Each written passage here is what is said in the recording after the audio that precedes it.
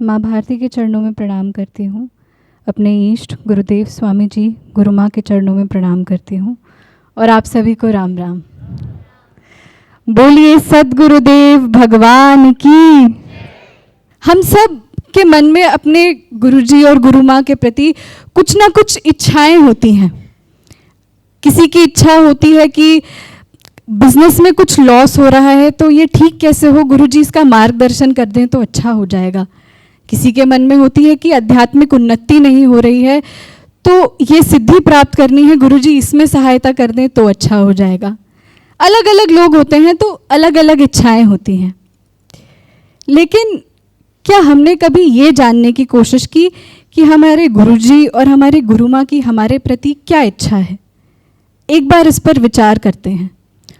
लोगों के सालों बीत जाते हैं, जीवन जन्म बीत जाते हैं, पर उन्हें ये पता नहीं चलता कि गुरु कौन है, गुरु क्या है, मैं क्या हूँ। उन्हें गुरु मिलते नहीं हैं। हम इतने सौभाग्यशाली हैं कि हमारे साथ गुरुजी और गुरु माँ बैठते हैं, हमारे प्रश्न हल करते हैं। तो एक बार हमारी तरफ से ये इनिशिएटिव होना चाहिए कि उनकी हमारे लिए क्या इच्छाएं हैं, वो हमसे क्या चाहते हैं।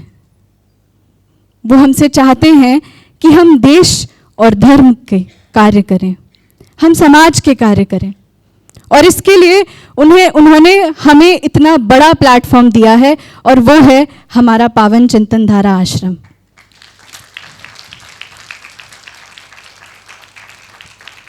और उसमें आते हैं आश्रम के कई प्रकल्प, जिसमें से पहला प्रकल्प है ऋषिकुल शाला। इसमें हम हाशिए पर जीवन जी रहे बच्चों को उनकी बस्ती में जाकर संस्कार शिक्षा देते हैं। और आपका क्या जाएगा?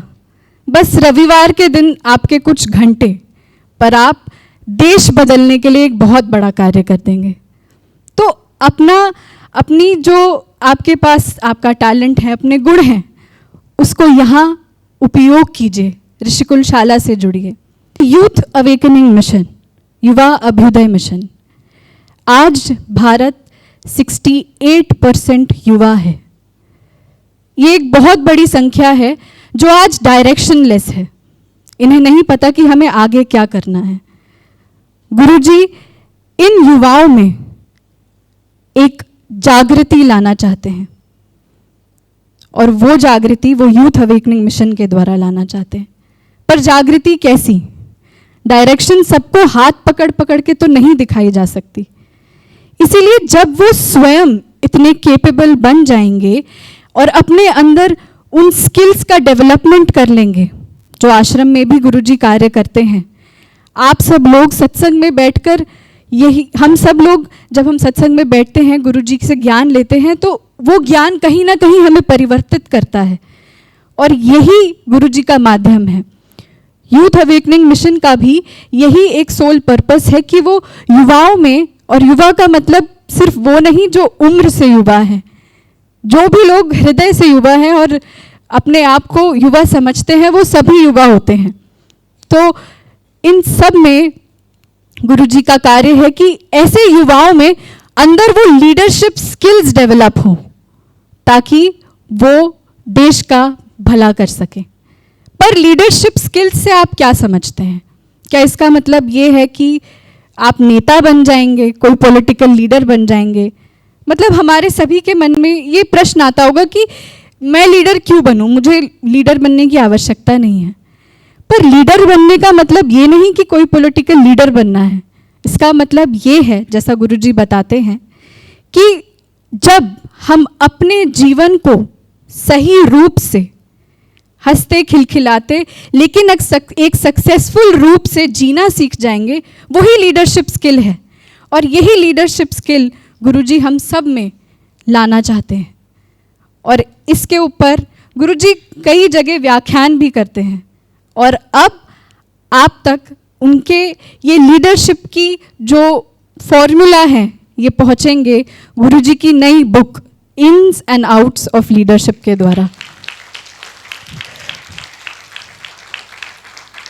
ये जो बुक है ये मात्र किताब नहीं है, ये गुरुजी के 35 से भी ज़्यादा वर्षों का अनुभव है। उनके अनुभव का घोल है, जो अगर हम पी लेंगे और अगर हम अपने जीवन में उतार लेंगे तो हम वो बन जाएंगे कि हम केवल अपनी तकदीर नहीं, इस भारत की तकदीर बदल सकते हैं। कल आत्मनिर्माण दिवस है और हम सभी लोग परम पूज्य गुरु जी और स्वामी जी के अवतरण दिवस को बहुत ज़ोर शोर से मनाएंगे। तो आप सभी से निवेदन है कि कल भी अपनी उपस्थिति दर्ज करवाइएगा आश्रम में। और साथ ही जो मैं माध्यमों की बात कर रही थी, तो कार्य करने का माध्यम तो आश्रम बनता ही है, लेकिन साधना करने का माध्यम भी आश्रम बनता है। इसीलिए आने वाले दिनों में 19 जनवरी से गुप्त नवरात्रि भी प्रारंभ हो रहे हैं। तो अगर आप सभी लोग साधना करना चाहें तो आश्रम ज़रूर आइएगा। गुरुजी के सानिध्य में हम सब मिलकर जप अनुष्ठान करेंगे। और एक और साधना का अवसर मिलेगा 15 फरवरी को महाशिवरात्रि के दिन, तो उसके भी रजिस्ट्रेशन शुरू हो चुके हैं, उसके लिए भी आप सभी रजिस्टर कर सकते हैं। सभी को राम राम। मैं आपसे आग्रह है कि आप आज की बातचीत।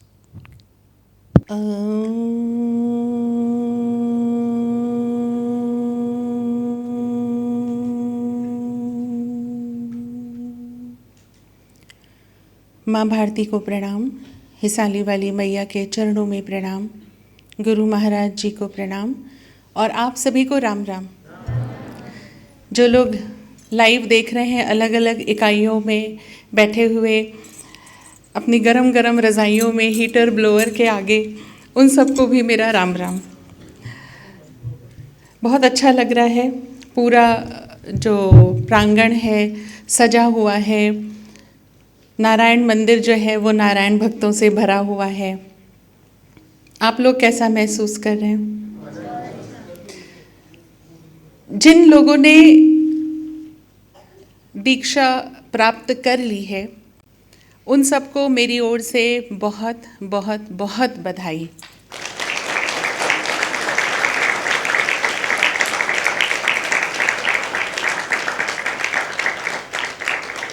और जो लोग अभी कतार में हैं, जिनका नंबर आने वाला है, उन सबको अग्रिम शुभकामनाएं।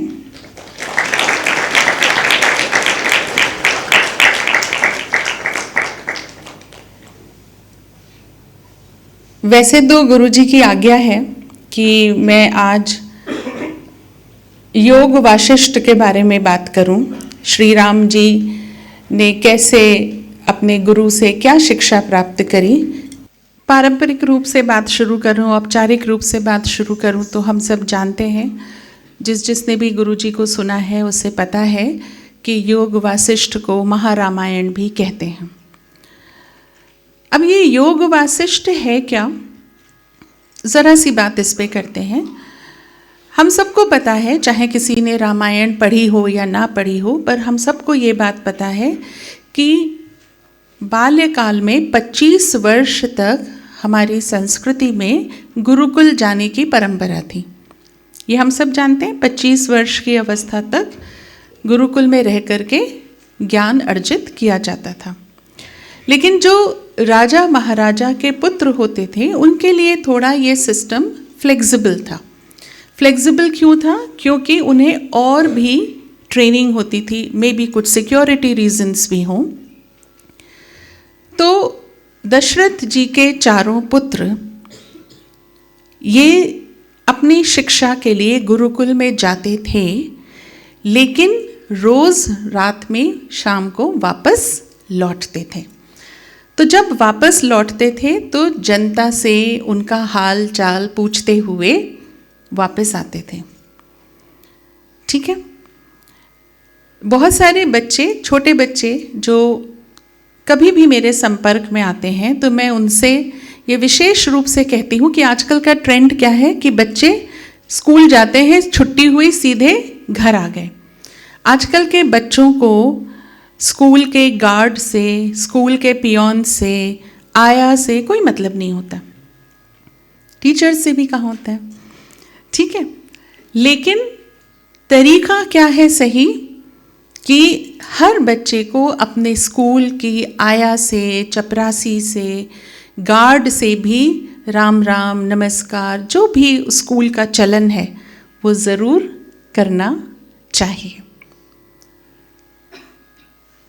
इससे आपके अंदर भी संस्कार आते हैं और उन्हें भी डिग्निटी ऑफ लेबर महसूस होती है। तो श्री राम जी और बाकी उनके 3 भाई जब रोज गुरुकुल से वापस लौटते थे तो वो जनता का हाल चाल लेते हुए, सबकी खैर ख्वाहिश सब पूछते हुए वापस अपने महल आते थे। अब बहुत प्रकार की ट्रेनिंग वहाँ हुई, क्योंकि मुझे दूसरे विषय पे आना है, तो बहुत प्रकार की ट्रेनिंग उनकी वहाँ पे हुई। जब उनकी शिक्षा समाप्त हुई तो हम सबको पता है कि एक दिन कौन आए? विश्वामित्र जी आए। किस लिए आए? अपने यज्ञ अनुष्ठान को मारीच और सुबाहु से बचाने के लिए उन्हें श्री राम की सहायता की आवश्यकता थी। इसलिए वो महाराज दशरथ के पास आए कि मुझे आपका ये पुत्र चाहिए।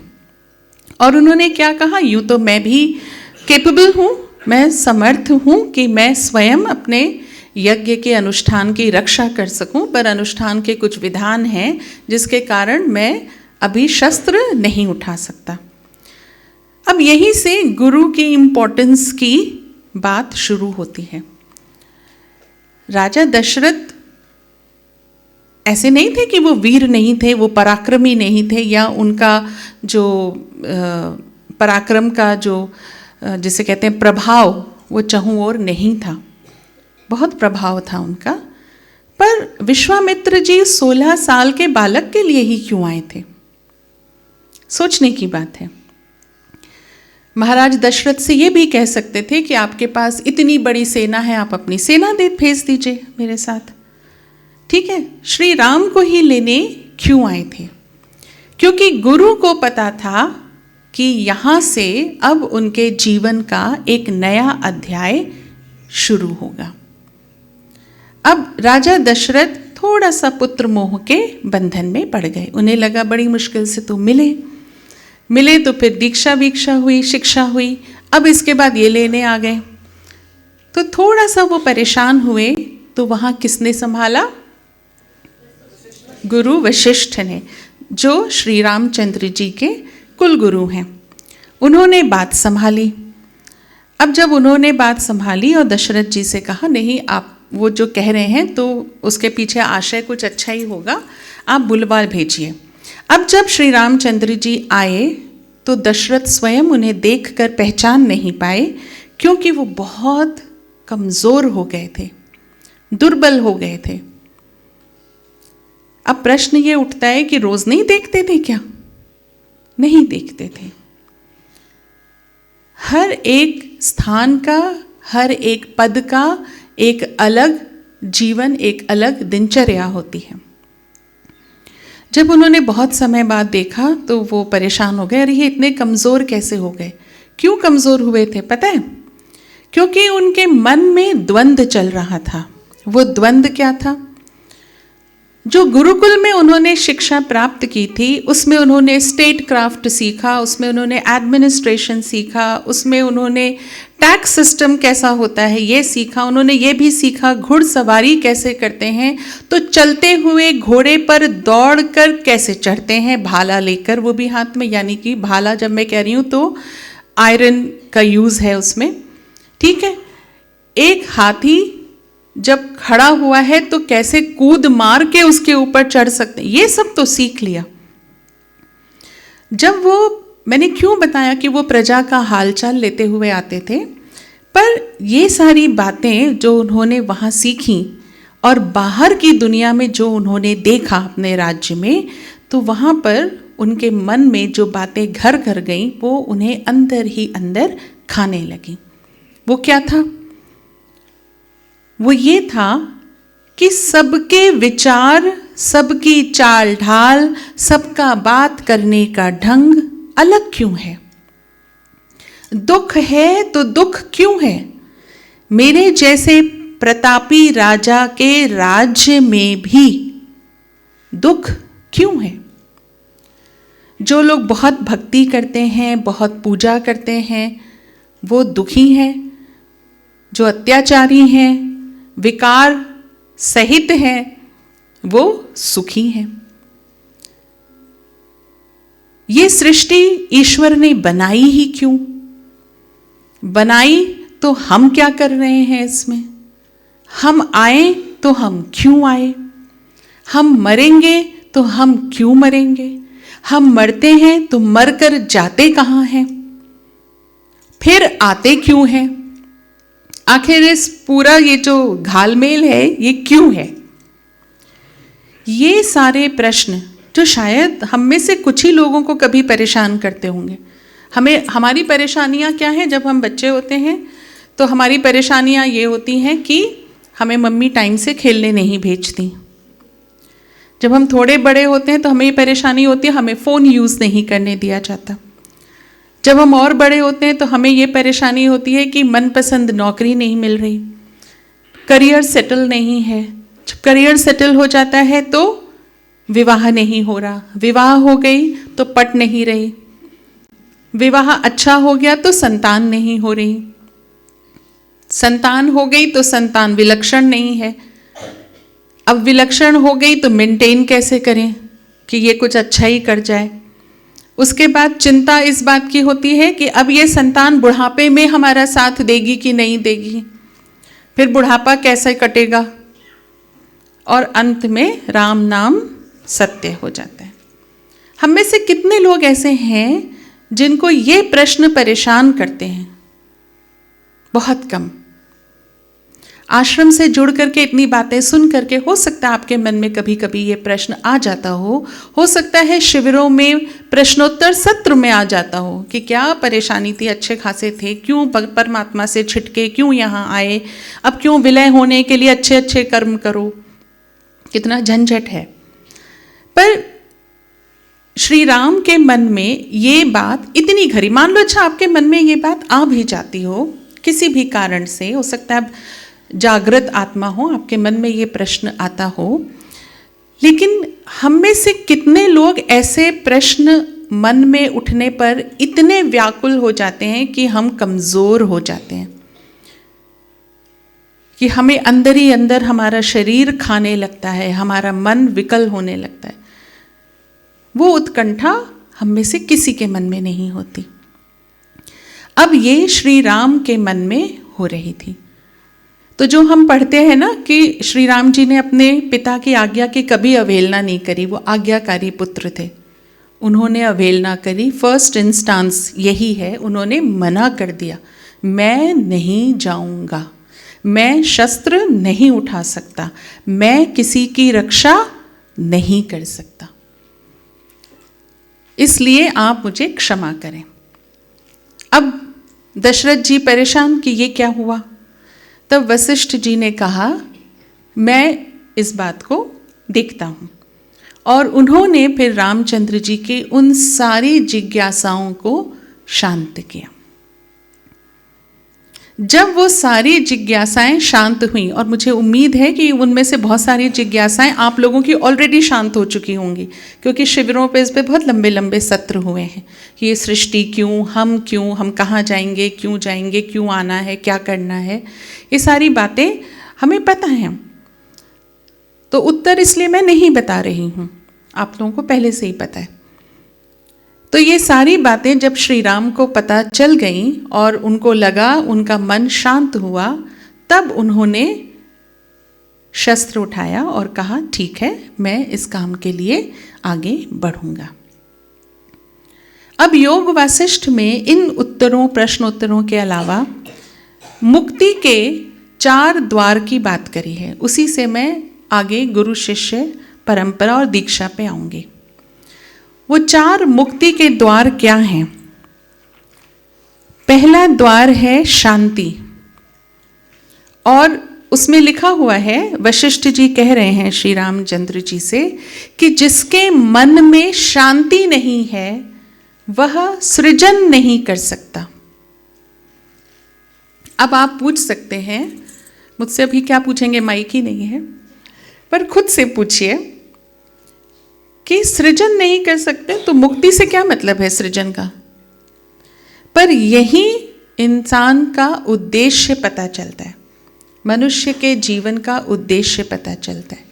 मुक्ति कब संभव है? तभी संभव है जब हम कुछ सृजन करें। इसीलिए हमें मानव जीवन मिला है। हम 84 लाख योनियों में सर्वश्रेष्ठ हैं, ठीक है। तो जब हम सृजन करेंगे तब जाकर के हमारे यहाँ आने का उद्देश्य पूर्ण होगा।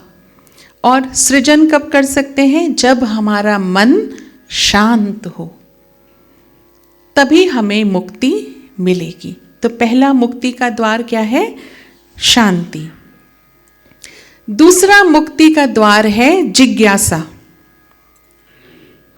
अजीब सी बात लग रही होगी ना, मुक्ति का द्वार जिज्ञासा। हमें क्या पता था मुक्ति करना है तो दान पुण्य करो, है ना, मुक्ति मिल जाएगी, मोक्ष मिल जाएगा। ऐसे नहीं मिलती। स्वयं गुरु वशिष्ठ कह रहे हैं, किससे? श्री रामचंद्र जी से। यानी कि जो बोल रहा है वो भी उच्च कोटि का है, जो सुन रहा है वो भी उच्च कोटि का है। यानी कि साधारण बात तो नहीं है। तो दूसरा मुक्ति का द्वार है जिज्ञासा। हिस्ट्री में हम सब ने पढ़ा होगा डार्क एजेस के बारे में। जब एवोल्यूशन चल रहा था, इंसान नहीं था, डार्क एजेस कहते हैं। मुझे लगता है हम आज भी डार्क एजेस में हैं। क्यों हैं? क्योंकि हमारी एनालिसिस करने की क्षमता, तत्व ढूंढने की क्षमता समाप्त हो चुकी है। हम सिर्फ सुनते हैं, मीमांसा नहीं करते, यानी कि शाब्दिक अर्थ ही लेते हैं। आज जितनी भी ये सोशल मीडिया पर हमारे सनातन धर्म को लेकर जो लड़ाई चलती है, वो इसीलिए तो चलती है, जैसे हनुमान जी ने सूरज निगल लिया, ठीक है, इसीलिए तो क्योंकि हमने उसको वर्बैटम ले लिया, यही लिखा है, इसका यही मतलब है। तो उन्होंने तो लिखा एक हायर ऑर्डर ब्रेन के लिए, और उसकी मीमांसा करने की क्षमता हम में है नहीं, तो हमने अपने ही धर्म का बेड़ा गर्क कर लिया। तो जिसके अंदर जिज्ञासा होगी वही ईश्वर की खोज में, स्वयं की खोज में निकलेगा, तभी वो मुक्ति का द्वार पा सकता है। यानी कि दूसरा मुक्ति का द्वार है जिज्ञासा। तीसरा मुक्ति का द्वार संतोष। जो दिया प्रभु ने दिया, उनका धन्यवाद। जो नहीं दिया हम इस योग्य नहीं, हम योग्य बनेंगे, प्रभु अवश्य देंगे। ये संतोष, जिसके अंदर ये संतोष होता है वो ईश्वर में विलय अवश्य होता है। तो तीसरा मुक्ति का द्वार है संतोष। और चौथा मुक्ति का द्वार है सत्संग। अब ये जो टीवी चैनल पे आमतौर पे दादी माएँ, नानी माएँ घर पे लगा देती हैं सुबह से शाम तक सत्संग, तो बच्चे ये समझने लगे, युवा ये समझने लगे कि यही सारी बातें सुनने की यही उम्र है जो हमारी दादी नानी की है, और इससे कुछ होता नहीं। ये हमारी जिम्मेदारी है कि हम बच्चों को समझाएं कि सत्संग का मतलब होता है सत्य का संग, सत्संग। जो सत्य की बात करे, चाहे वो परम सत्य हो, चाहे वो तात्कालिक सत्य हो। परम सत्य क्या है? द अल्टीमेट ट्रूथ, ईश्वर। तात्कालिक सत्य क्या है? हमारी देह और इस जीवन के क्रियाकलाप, दोनों ही आवश्यक हैं। देह भी आवश्यक है। अगर देह नहीं होगी तो हम ईश्वर को पा नहीं सकते। क्यों? क्योंकि प्रायश्चित देह ही करता है। हमारे पूर्व जन्म के जो भी कर्म रहे हैं, जिसके वजह से हम इस जीवन में कुछ भी भोग रहे हैं, उसका प्रायश्चित देह कर सकती है। देह ही तो दान करेगी, देह ही तो पुण्य कमाएगी, देह ही तो सेवा करेगी। आप जो जप करेंगे वो आपकी देह ही तो करेगी। तो देह के बिना प्रायश्चित संभव नहीं, देह के बिना ईश्वर प्राप्ति भी नहीं। बस देह में रमना नहीं, देह में लिप्त नहीं होना, देह तक ही सीमित नहीं रहना। तो सत्संग का क्या मतलब हुआ? सत्य का साथ। तो वहाँ बैठना जहाँ सत्य की बात हो, चाहे वो परम सत्य हो, चाहे वो तात्कालिक सत्य हो, जहाँ उस सत्य की बात कौन करता है? एक गुरु। ठीक, तो ये है सत्संग। तो ये चारों चीज अगर आपके जीवन में है, ऐसा गुरु वशिष्ठ कहते हैं, तो फिर मुक्ति का द्वार खुल जाता है। अब हम रिवाइज करते हैं, वो 4 पॉइंट्स क्या है? शांति, जिज्ञासा, संतोष और सत्संग। अब बताओ, जो आप लोग यहाँ मौजूद हो, क्या इन चारों में से कोई एक चीज भी ऐसी है जो आप नहीं कर रहे हो? अरे नहीं कर रहे तो कहो नहीं कर रहे। कर रहे हैं ना, प्रक्रिया में हो सकते हैं। हो सकता है संतोष अभी आया हो, अभी नहीं आया हो। कुछ लोगों को ये भी कंफ्यूजन हो कि इसका मतलब है हम जिस भी स्थिति में हैं वैसे ही रहें, कुछ एक्स्ट्रा एफर्ट्स ही ना डालें। नहीं, वो संतोष नहीं है। इस पे बहुत चर्चाएं हम लोग कर चुके हैं शिविरों में ऑलरेडी, कि कार्मिक होना असंतोष नहीं है। ये मतलब नहीं है कि संतोष रखने का मतलब है कि हम कर्म छोड़ दें कि अब तो हमें संतोष है अपनी स्थिति से, ये नहीं है।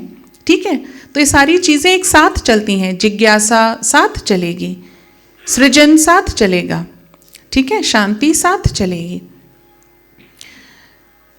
तो इसलिए धीरे धीरे आप लोगों को एक सूत्र में पिरो पिरो के, अब मैं महारामायण से पावन चिंतन धारा रामायण पे आ रही हूँ ठीक है, तो ये सारे सूत्र में पिरो पिरो के 15 साल में जो लोग शुरू से जुड़े हैं, जो लोग बीच में आए हैं, वो धीरे धीरे धीरे धीरे किस लाइन पे आ गए? जहाँ पे आज दीक्षा दी जा रही है। अब ये दीक्षा है क्या? वैसे तो हम इस पे एक जूम मीटिंग भी कर चुके हैं, पर ये दीक्षा है क्या? तब बहुत सारी जिज्ञासाएं थी उस जूम मीटिंग में, है ना, बहुत सारे विचार, बहुत सारे द्वंद्व, प्रश्न, पर आज बहुत सारे लोगों को समझ में आ रहा होगा। दीक्षा जो है वो आध्यात्मिक यात्रा की पहली सीढ़ी है, यानी कि अभी तो मंजिल बहुत दूर है। पहली सीढ़ी क्यों है? क्योंकि अब आपका एडमिशन हुआ है, ठीक है ना। अभी तक आप लोग प्री स्कूल में थे। प्री स्कूल में जब बच्चे जाते हैं तो उनको बहुत सारी चीज़ें सिखाई जाती हैं जिससे कि उनकी आगे की लर्निंग ईजी हो सके, और ये भी सिखाया जाता है कि कैसे उठना, बैठना, चलना फिरना है। तो अभी तक हम सब किस में थे? प्री स्कूल में। अब हमारा एडमिशन हुआ, तो एडमिशन हुआ तो यानी कि अब हम इस आध्यात्मिक यात्रा की पहली सीढ़ी पे चढ़ गए हैं, जिसे हम कहते हैं दीक्षा। और ये जो दीक्षा है, ये गुरु और शिष्य के बीच का वह पवित्र संबंध है जिससे आत्मबोध की शुरुआत होती है, आरंभ होता है। आत्मबोध, खुद को जानना। कुछ लोगों से जब मेरी इन पर्सन बातचीत हुई पिछले कुछ दिनों में, मैंने उनसे शायद ये बात 1-2 लोगों से कही है जो मुझे ठीक याद है, कि जब हम छोटे थे, एटलीस्ट मेरे साथ ऐसा हुआ है, जब हम छोटे थे तो हमारे टीचर्स अक्सर हमें निबंध या एस्से लिखने को देते थे। अब तो निबंध एस्से शायद होते नहीं हैं, होते हैं? अच्छा। तो उसमें एक टॉपिक था, मैंने भी उस पर लिखा है, और जब मैं एज अ टीचर पढ़ाती थी तो मैंने भी खूब दिया है ये टॉपिक। वो टॉपिक है, if you were to live your life again, What changes would you like to do? किसी ने ये टॉपिक अटेम्प्ट किया है या सुना है इसके बारे में? अगर आपको ये जीवन दोबारा जीने को मिले तो आप इसमें क्या परिवर्तन करना चाहेंगे या क्या करना चाहेंगे? तो यूं समझ लो कि दीक्षा के बाद वो अवसर मिल गया है कि जो हम नहीं कर सके आलस्यवश, विकारवश, अज्ञानतावश वो सारी चीजें अब करने का देह रहते एक अवसर फिर से मिला है। शायद इसीलिए इसे जन्म दिवस भी कहते हैं। ये आत्मा का पुनर्जन्म है, ठीक है, क्योंकि देह तो बदला नहीं, ठीक है। तो ये एक ऐसा अवसर है जो हमें दीक्षा में प्राप्त होता है। तो अब जिम्मेदारी क्या है? जिम्मेदारी ये है कि अगर अब ये अवसर चला गया तो फिर कुछ नहीं होगा। ये सीबीएसई नहीं है जहां सब पास कर दिए जाएंगे, है ना, इसमें फेल भी होते हैं। तो ये मौका अगर मिला है तो फिर हमें बिल्कुल भी इस अवसर को गंवाना नहीं चाहिए, इसका भरपूर लाभ उठा लेना चाहिए। अब जैसे जब नया साल शुरू होता है या हम नई क्लास में आते थे तो एक अच्छा सा शेड्यूल बनाते थे, इतने से इतने बजे ये करेंगे, फिर ये करेंगे। इस बार पहले से ही पढ़ाई करेंगे, रोज का रोज पढ़ेंगे, है ना आस्तिक? रोज का रोज पढ़ेंगे, इस बार कोई गड़बड़ नहीं करेंगे। और 2-3 दिन, ज़्यादा से ज़्यादा हफ्ते भर के बाद सारा कुछ धराशायी हो जाता है। पर अब जो ये नया जन्म मिला है, इसमें ये शेड्यूल बना के गड़बड़ मत करना, जो बनाया है उसे फॉलो करना, ठीक है। क्योंकि इस बार जो गड़बड़ हुई तो फिर ये अवसर हाथ से चला जाएगा। शायद हर चीज का एक समय होता है, इसीलिए गुरुजी ने 15 साल लगाए, क्योंकि अभी तक तो हमें ही नहीं पता होगा कि शिष्य होता क्या है, गुरु होता कौन है, आत्मबोध किसे कहते हैं, मुक्ति चाहिए ही क्यों। बहुत से लोग, मैंने सुना है ऐसा प्रश्न 2013 में मैंने सुना है एक व्यक्ति से ये प्रश्न। बता भी देती हूँ कि वो लाइन क्या थी। इतना अच्छा अच्छा खाना है इस जीवन में, वैरायटी ऑफ फूड, मुक्ति पा जाएंगे तो कैसे पाएंगे, क्यों, फिर ये सब कैसे मिलेगा? नहीं, मुक्ति नहीं चाहिए, यहीं आना है। खाना मतलब भारतवर्ष में खाना ही सब कुछ है कि इतना अच्छा खाना, यही मुझसे 2000, मुझे इसलिए ये बात कभी मैं भूली नहीं।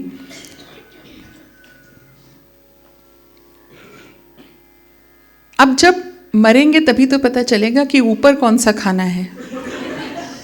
क्या पता जब मोक्ष मिल जाए तो ऐसा खाना हो जो हमने कभी खाया ही ना हो। तो जिनको खाने से ही समझ में आता है उनके लिए ये है कि भाई ऊपर और भी अच्छा कुछ हो सकता है, ठीक है ना। तो हम तो बस वही जो कुएं का मेढक वाला हाल है कि उसी कुएं में घूम रहे, तो हमें लगता है यही हमारी दुनिया है। तो अब तो हमें जाके पता चला है ना, कि आत्मा कौन, परमात्मा कौन, क्या करना है क्या नहीं करना है, कुछ अपने लिए भी करना है तो कुछ दूसरों के लिए भी करना है, सेवा करनी है तो क्यों करनी है, दान करना है तो किसी को पता ना चले, है ना, तभी तो उसका महत्व है। गुप्त दान का क्या महत्व है और क्यों करना चाहिए, उपनिषदीय व्यवस्था क्या होती है, हमारा धर्म क्या है, धर्म और रिलीजन में अंतर क्या है, हम धार्मिक हैं कि हम रिलीजियस हैं। ये सारी चीज़ें जो आज आप लोगों को पता है, गर्व हो रहा होगा आप लोगों का, इसके सारे आंसर्स हमें आते हैं, ऐसा लग रहा है। तो जब तक ये सब पता ही ना हो तो दीक्षा लेने का फायदा क्या था? फिर तो एक वो रिचुअल हो जाता कि रक्षा सूत्र बांधा और हम बस आश्रम आ रहे हैं और आश्रम आते रहेंगे। लेकिन जब तक उसका महत्व ना पता हो तब तक दीक्षा लेने का कोई लाभ नहीं है। तो जो लोग ये कहते हैं मुझसे आकर कि आपने ये रास्ता दिखाया, आपने ये दीक्षा प्रारंभ कराई, मैं आपसे हाथ जोड़कर ये बात कहती हूँ, इसमें मेरा कोई हाथ नहीं है। इसलिए क्योंकि गुरु जी को पता था कि सब तैयार कब होंगे, मिट्टी कब पकेगी, तब उसको गेरू से रंगा जाएगा ना, कच्ची मिट्टी पे रंग नहीं चढ़ता। तो उनको पता था भी इतना साल लगेगा, बोलते रहो आप, जब समय आएगा तब मैं दीक्षा दूंगा। तो इसलिए अब हम संभवतः तैयार हैं। अब मेरा कुछ प्रश्न है आपसे मेरे। शिष्य की क्या क्वालिटीज होती हैं?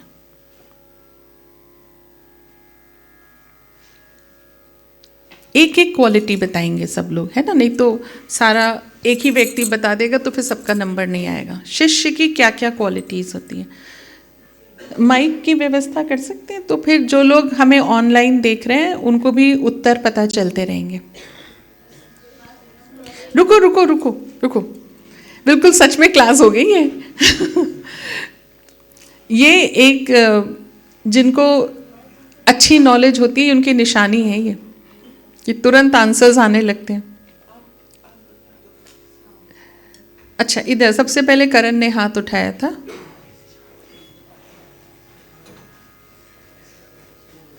कोई बात नहीं, आ जाओ, तुम तब भी छुप ना पाओगे। चरण स्पर्श मां, मुझे लगता है संशय रहित समर्पण।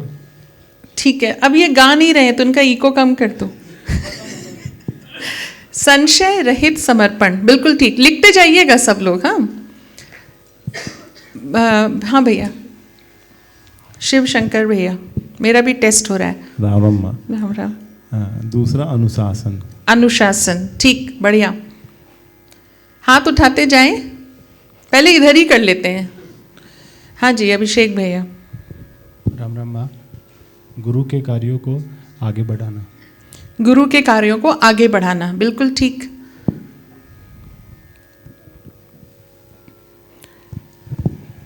अपना नाम भी बताइएगा। राम राम माँ, राकेश शर्मा नाम हुआ मेरा, गाजियाबाद में रहता हूँ जी। एक शिष्य का मेरा जो अपना ओपिनियन है कि जो गुरु का जो मिशन है उसको जितना ज़्यादा प्रचार और प्रसार कर सकते हैं, ये एक शिष्य का हमारे ख्याल सबसे कर्तव्य है, सबसे बड़ा कर्तव्य है। ठीक है, वो अभिषेक भैया वाली बात ही हो गई, उन्होंने भी यही कहा, जो शिष्य जो गुरु के कार्य को आगे बढ़ाए, बिल्कुल ठीक है। हाँ जी। राम राम गुरु माँ, नागपुर से हूँ मैं, आकाश पांडे जी। विकारों से दूर रहना, दोष रहित रहना। दोष रहित रहना, विकारों से दूर रहना, ठीक है, शिष्य की क्वालिटी है। राम राम गुरु माँ, बल्लभगढ़ से हूँ। थोड़ा सा आवाज। राम राम गुरु माँ, मेरा नाम पर्व है। गुरुदेव के आदेश का पालन करना निम्रतापूर्वक। ठीक है, शब्द अलग हो गए, बात वही है। एक पेन मुझे भी दे देना जिसमें मुझे बाद में क्लियर करना है, मैं वो लिख लूंगी।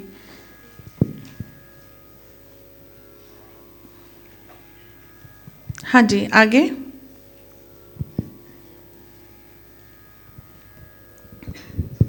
राम राम गुरु माँ। मेरे को लगता है कि जो ज्ञान है उसका डेली बेसिस पे एडिशन होना, जो गुरु का मतलब जो व्यू है वो अपने आप ही आगे बढ़ता चला जाएगा। ठीक है, मैं आपकी बात को एक शब्द में बोलती हूँ, अध्ययन करना। ठीक है।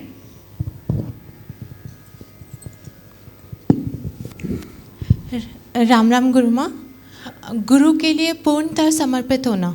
ठीक है, संशय रहित समर्पण, वो पहला पॉइंट आ गया। सब लोग दूसरों को भी सुने।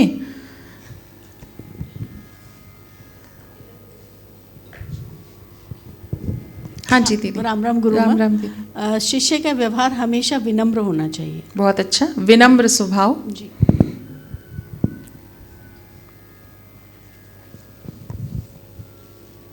पास कर दो माइक।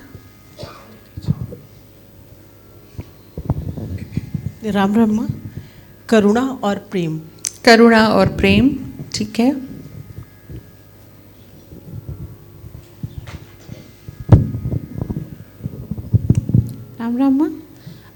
दोष सहित तो सभी होते हैं, पर गुरुजी के बताए अनुसार उस हिसाब से अनुसरण करते हुए खुद में निखार लाना और फॉलो करना, तो उनके सिद्धांतों को ये हो चुका है पहले। खुद में समय के साथ निखार लाना गुरुजी के बताए अनुसार। ठीक है। राम राम माँ, सबसे मेन चीज़ मेरे हिसाब से है तप करना। तप करना, ठीक है। राम राम माँ, अपने गुरुजी की भावना को भी समझना। ठीक है, गुरुजी की भावनाओं को समझना और उनके अनुसार चलना। ठीक है, एक अच्छा अनुयायी बनना जी। ठीक है, इधर दे दीजिए। अटूट विश्वास और समर्पण। ठीक है, अटूट विश्वास और समर्पण। राम राम माँ, गुरु परंपरा का पालन करते हुए उनके विचारों का अनुसरण करना इसमें। ठीक है, उनके विचारों का अनुसरण करना। अपनी गलतियों को मानते हुए उन पर काम करना। इम्पॉर्टेंट पॉइंट है। इसमें उन पे काम करना तो है ही, अपनी गलतियों को मानना ये बड़ा इम्पॉर्टेंट है।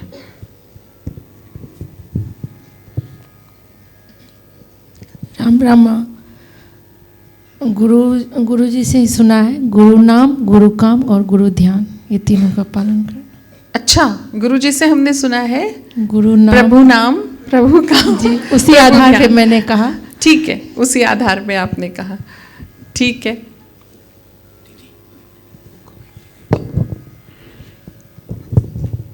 अपने व्यवहार में परिवर्तन करना। अपने व्यवहार में परिवर्तन करना, बिल्कुल ठीक। ऋचा दीदी को दे दो। त्याग की भावना प्रबल होनी चाहिए हमें। ठीक है, बहुत अच्छा। त्याग की भावना प्रबल होनी चाहिए। ब्रह्मा, सेवा भावना होनी बहुत ज़रूरी है। बिल्कुल ठीक, सेवा भावना होना बहुत आवश्यक है। ब्रह्मा, स्वयं का विश्लेषण करना चाहिए कि क्या कमियां हैं, उनको दूर करें, दूसरों का विश्लेषण ना करें। बहुत बढ़िया, दूसरों का विश्लेषण ना करें, बहुत अच्छा। शशि भूषण भैया।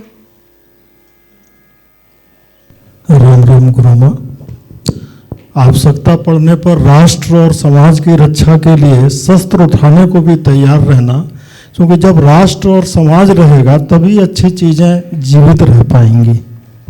जी, मैं इसको इस तरह से कहूँगी कि विवेक जागृत होना कि कब शस्त्र की आवश्यकता है, कहाँ शास्त्र की आवश्यकता है, कहाँ किस प्रकार आचरण करना है।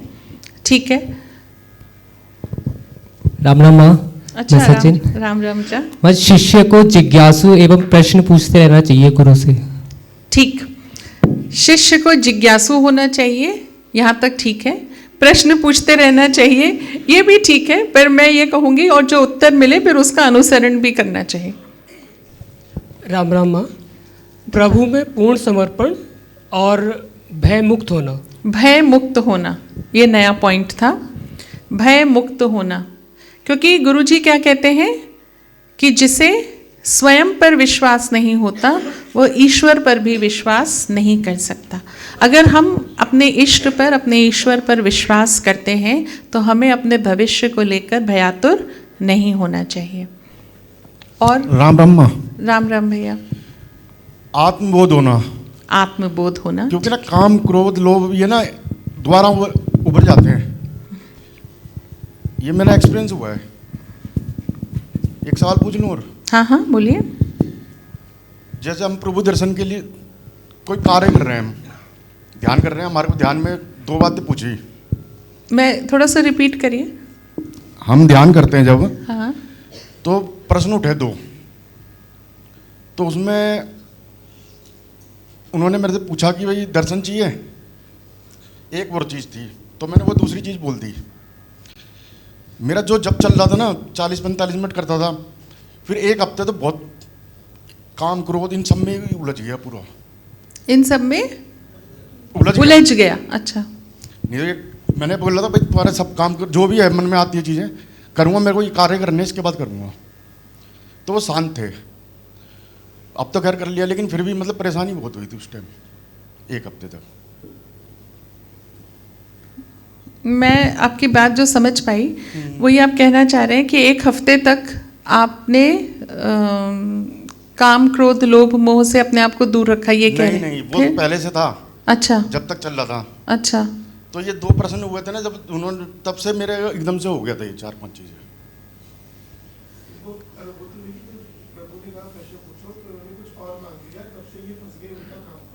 अच्छा अच्छा, तो प्रभु ने दर्शन का ऑप्शन दिया, आपने वो चूज नहीं करा, आपने दूसरा चूज किया।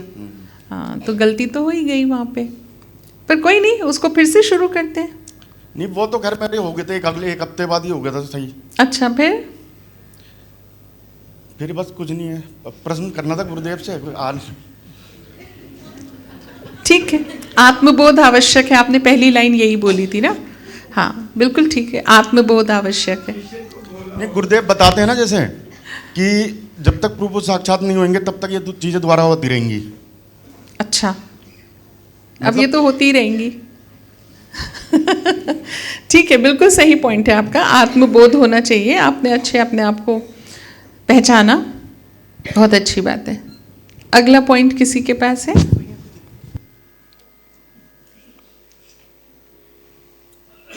राम राम गुरु माँ। राम राम भैया। शिष्य को कोई ऐसा कार्य नहीं करना चाहिए जो गुरु के सम्मान को ठेस पहुँचे। बिल्कुल ठीक है, बिल्कुल ठीक। आगे भाव्या को कुछ बोलना है।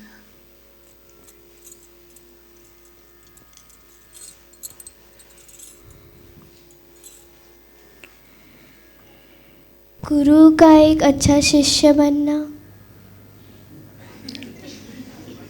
बॉटम लाइन बता दिया इन्होंने कि टू कंक्लूड गुरु का एक अच्छा शिष्य हमें बनना चाहिए।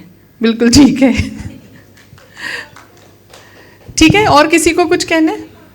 नहीं, अभी औरों को देते हैं हम मौका। गुरु सेवा करना। गुरु सेवा करना, ठीक है। ठीक है, तो यानी कि आप सब, और किसी को कोई अलग कोई पॉइंट याद आ रहा है? हाँ, उषा दीदी को पीछे।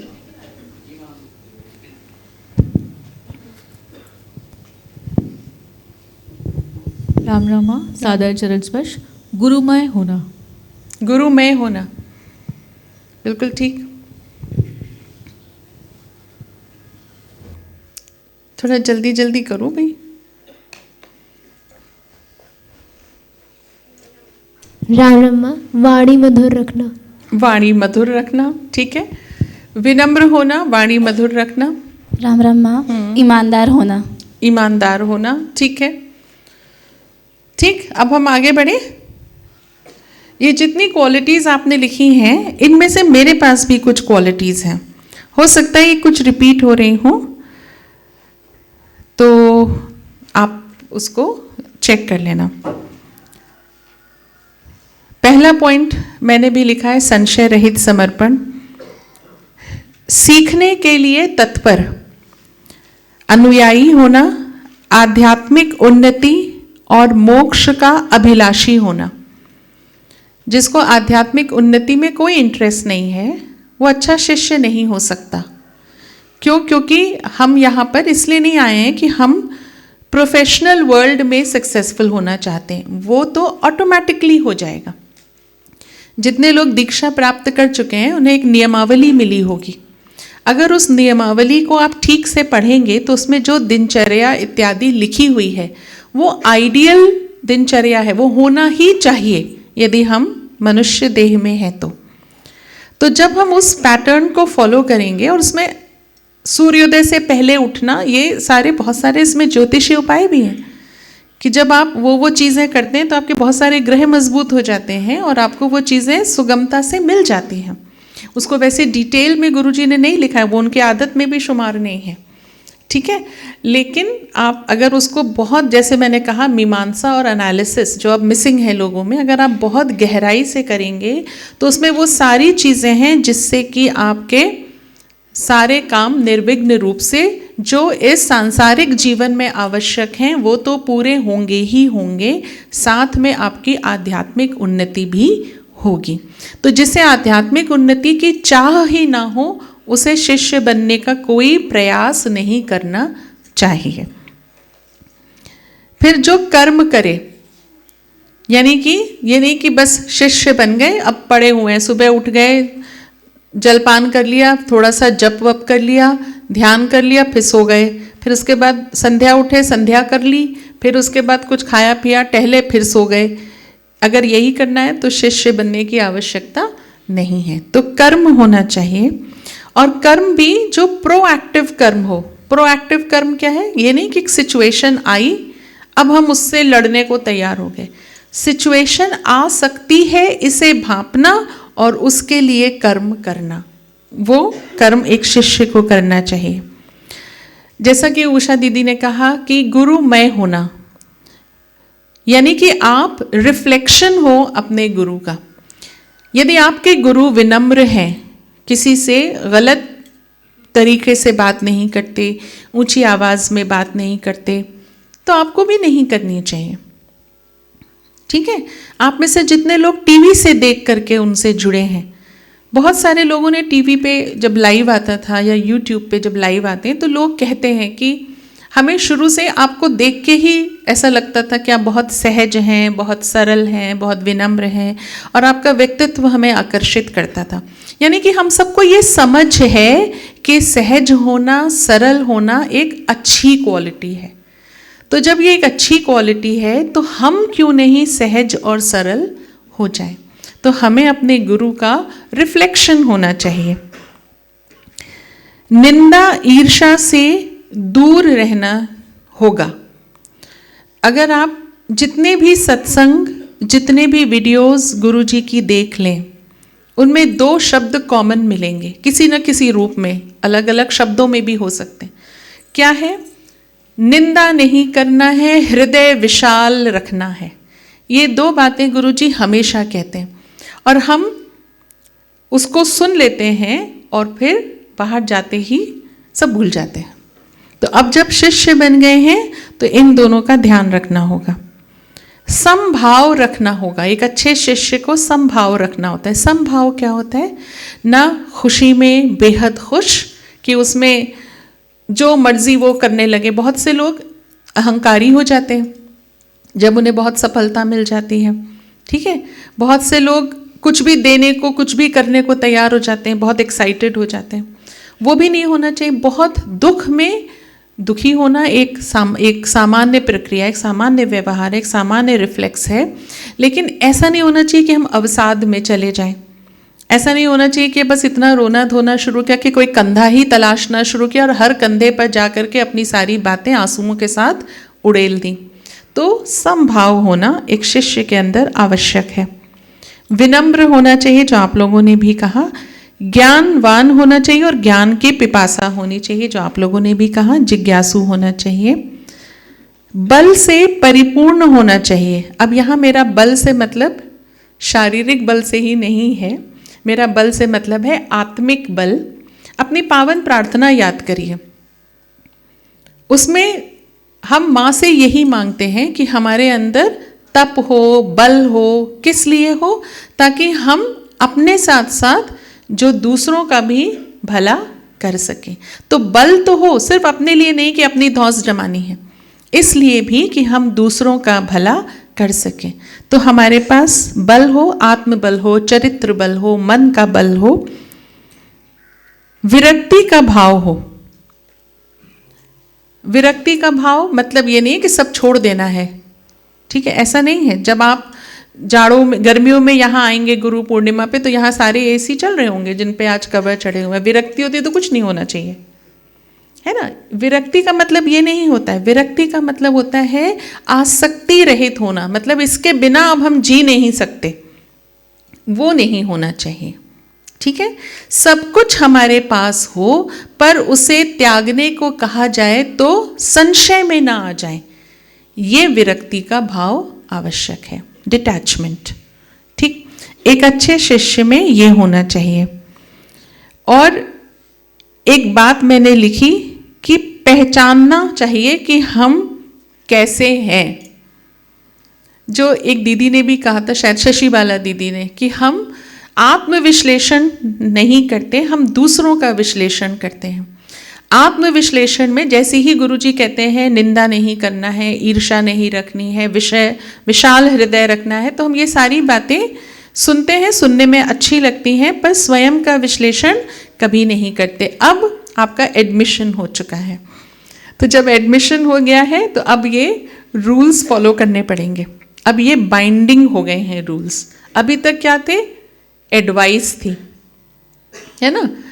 तो अब गुरुजी भी अगर कभी इसे देखेंगे तो मैं उनसे भी रिक्वेस्ट करूंगी कि अब आप ऐसा कर लेना चाहिए कहने के बजाय ऐसा करना है, ऐसे कहना होगा, है ना।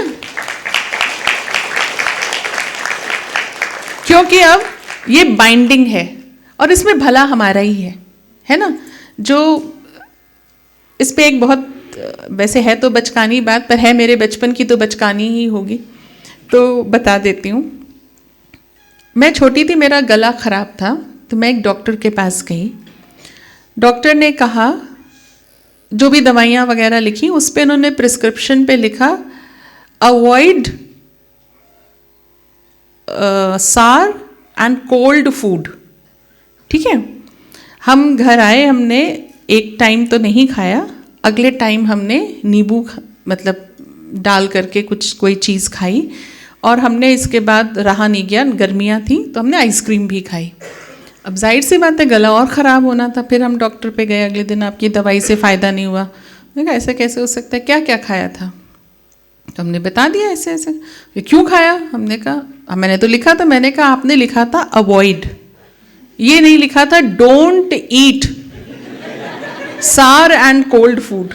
अब अवॉइड मतलब हो सके तो मत खाना। अब एक टाइम हुआ, अगले टाइम नहीं हुआ। तो ये किस्सा बचपन का है, ठीक है। तो अब गुरुजी को भी अवॉइड वाली भाषा से निकल के डोंट डू वाली भाषा पे आना पड़ेगा, क्योंकि हम तो अभी रिफ्लेक्शन बने नहीं उनके, है ना, कि वो केवल अवॉइड वाली भाषा समझ लें। या तो अब हो सकता है दीक्षा के बाद सब परिवर्तित हो जाएं, ये भी हो सकता है। तो अब अवॉइड की भाषा भी समझ में आ जाए। हमें होपफुल रहना चाहिए, बी पॉजिटिव, ठीक है। तो ये पॉइंट्स मैंने लिखे थे।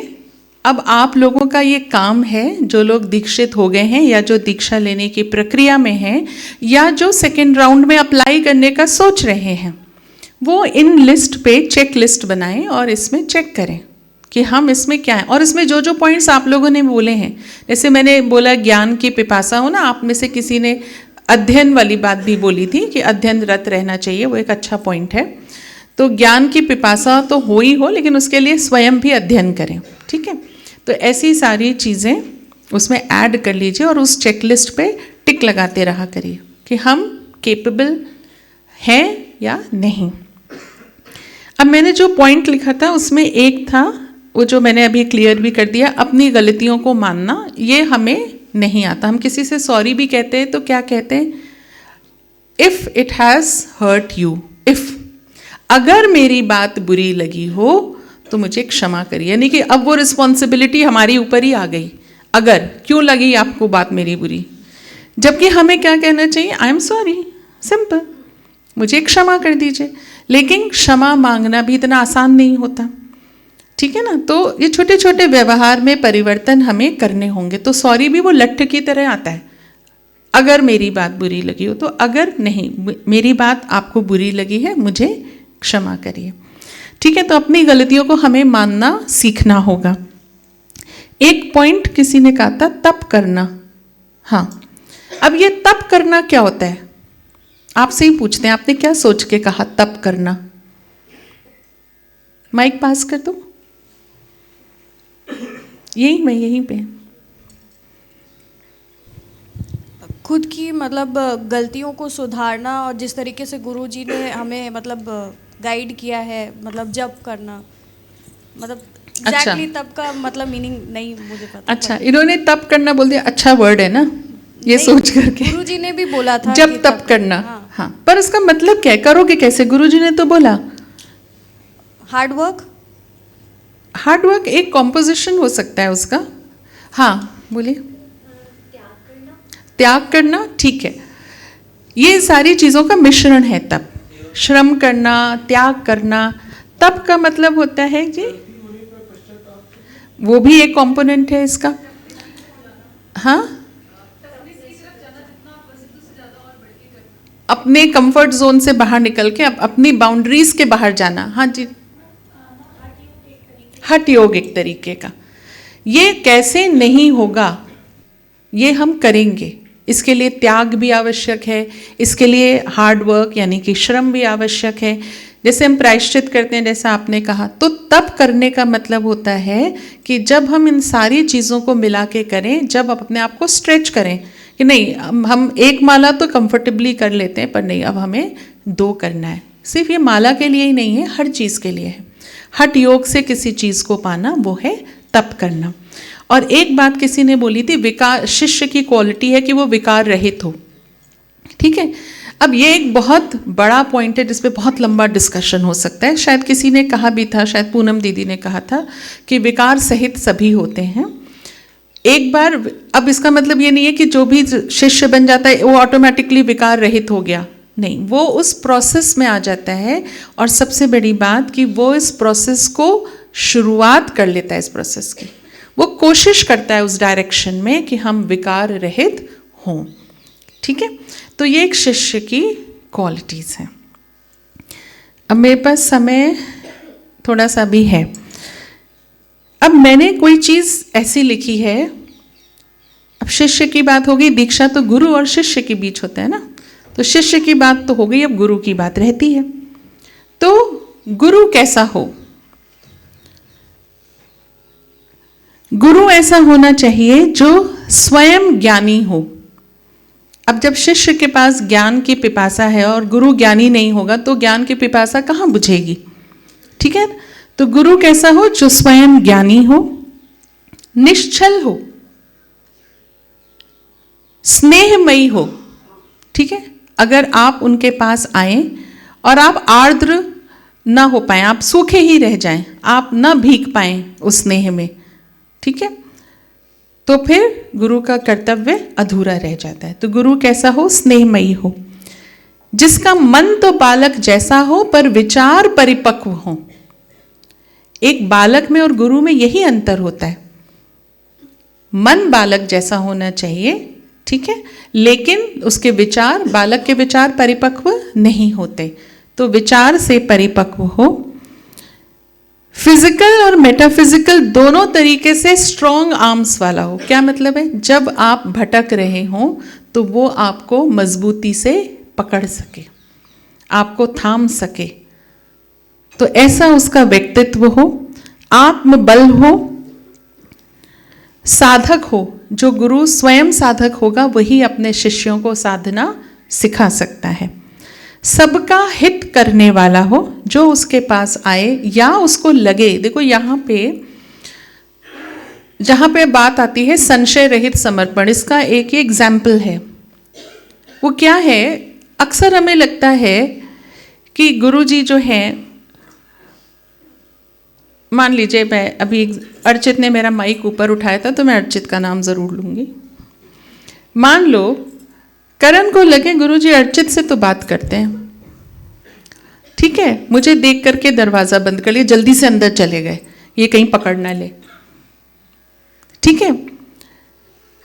अब गुरु अगर सबका हित चाहने वाला है तो उसे पता होता है कि किसको एक्स्ट्रा प्यार देने से सुधरेगा और किसको इग्नोर करने से सुधरेगा।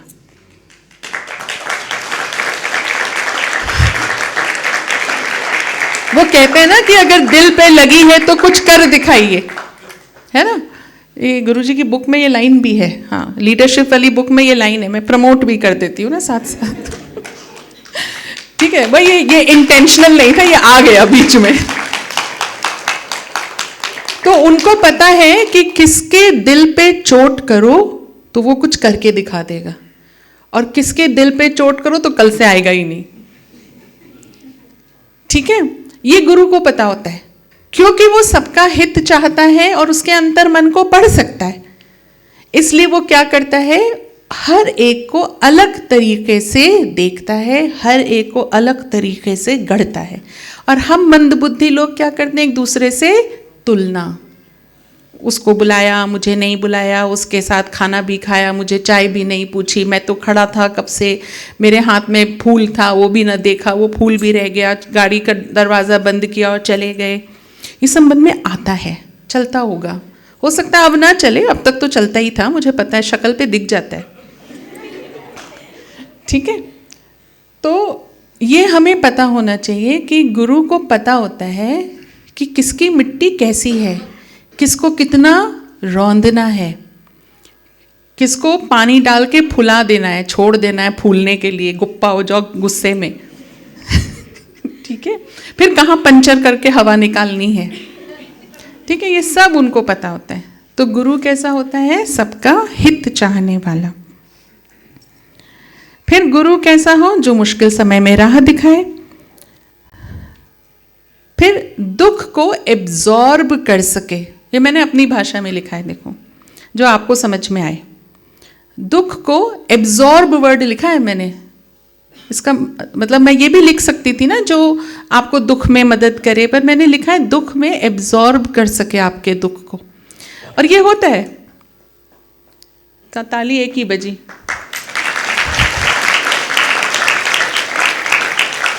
वो एब्जॉर्ब क्या होता है? प्रोसेस क्या है एब्जॉर्प्शन का? वो प्रोसेस ये है, उसको कभी भी गुरु बताएगा नहीं कि किसका दुख, किसकी समस्या वो एब्जॉर्ब कर लेता है।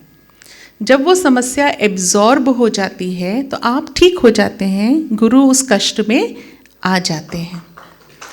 तो वो एब्जॉर्ब कर लेते हैं। तो वो गुरु ऐसा हो जो आपके दुख को एब्जॉर्ब कर सके। अब एब्जॉर्ब करने की भी एक लिमिट है। लिमिट क्यों है? क्योंकि हम भी तो जो कर्म करके हमें भी तो वो दंड भोगना है। सब कुछ गुरु एब्जॉर्ब कर लेंगे, फिर तो हम फ्री, हम कुछ भी करें। अगले जन्म में अगला गुरु वो एब्जॉर्ब कर लेगा, और अच्छे कर्म रहे तो यही गुरु है ना। ऐसा नहीं होता। कुछ वो एब्जॉर्ब करता है, कुछ भोगने के लिए छोड़ देता है, क्योंकि उससे छुटकारा नहीं मिल सकता। नहीं तो ये पूर्ण कैसे होगा? ये प्रायश्चित और कर्म बंधन का जो पूरा साइकिल है, ये पूर्ण कैसे होगा? तो गुरु ऐसा हो जो आपके दुखों को एब्जॉर्ब कर सके,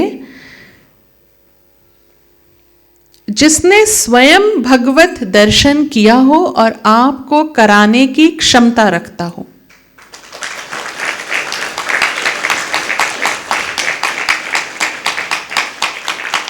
अब गुरुजी हमेशा कहते हैं ना कि भगवान दिखते हैं और ऐसे ही दिखते हैं जैसे हम और तुम आमने सामने बैठे हैं। ये कौन कह सकता है? वही कह सकता है जिसने देखा हो। डायरेक्ट तो कहेंगे नहीं, उनकी आदत ही नहीं है डायरेक्ट कहना, फिर इसीलिए तो मैं आई हूं डायरेक्ट कहने के लिए। ठीक है, जो ऊर्जावान हो और लोगों में ऊर्जा बांटता हो। ये तो आप सबको पता ही है, शिविरों में अक्सर होता है, वो अपनी ऊर्जा बांटते हैं। जिसका चरित्र विशाल हो, जो क्षमाशील हो, जो क्षमा करना जानता हो, स्वयं भक्त हो और भगवान की ओर शिष्य को मोड़े, ना कि खुद से हुक करे। ये एक अच्छे गुरु की पहचान होती है। मुझे याद है गुरुजी ने बहुत सारे लोगों से कहा है, मुझे इस वक्त वो पूरा इंसिडेंट नहीं याद आ रहा है, एक लाइन उसकी बस खाली याद आ रही है कि गुरुजी कहते हैं कि ऊपर जो बैठी है वो मेरी मम्मी है। तुमसे कहा था शायद, हाँ। गुरुजी कहते हैं कि जो ऊपर मैया है वो मेरी मम्मी है। अच्छा, कोई शादी का कार्ड अगर घर में देने आए और घर में माता पिता हों और बच्चे के हाथ में दे जाए तो माता पिता को कैसा लगेगा? बुरा लगेगा ना। और फिर भी वो गलती कोई कर ले तो बच्चे को क्या कहना चाहिए? मम्मी है घर में, पापा हैं घर में, है ना। तो गुरुजी कहते हैं ऊपर जो है बैठी है वो मेरी मम्मी है। अब आप इस घर में आते हो जो मम्मी का घर है और मम्मी से ना मिलके मुझे ही ढूंढते रहते हो, तो ये ठीक नहीं है। तो यानी कि जो खुद से हुक ना करे, आपको भगवान के प्रति मोड़े कि जो मांगना है उससे मांगो, देने वाली वह है। तो ये एक सद्गुरु के लक्षण हैं। तो ये भी चेकलिस्ट आप चेक कर लेना, जो अभी दीक्षा लेना चाह रहे हो या सेकेंड राउंड में अप्लाई करना चाह रहे हो, कि अगर इस चेकलिस्ट में सब ठीक है तो फिर अप्लाई कर देना। तो आज मेरी बात यहाँ पे गुरु शिष्य परंपरा, दीक्षा, इन सब पे पूर्ण हुई।